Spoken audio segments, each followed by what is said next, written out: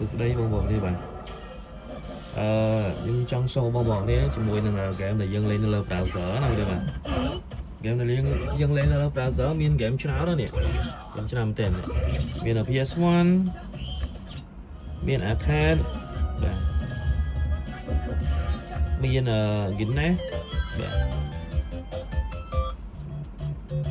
NEA và SNEA miền game crop game món đi mà.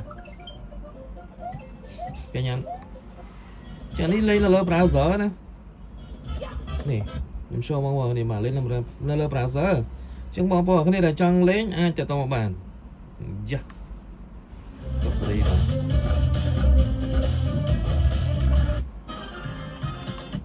Game Boy á Game Boy Advance Game Boy Color và lỗi đi mà lỗi chơi game mà factory mà anh ấy dừng lên là iPad đấy cái máy này chỉ mới dùng show người này mà ok anh ấy desktop nhóm và desktop nhóm là nhóm ở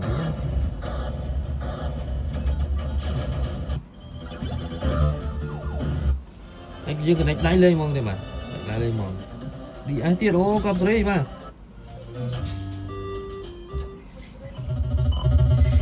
bà em xem mà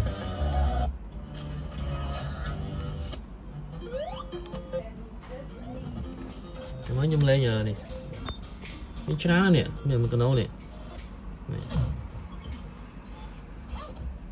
này này game chá đó chưa kể cái ô thằng này để nó nhâm lên giờ được không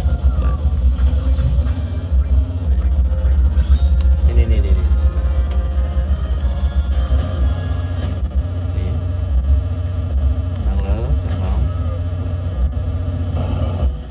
con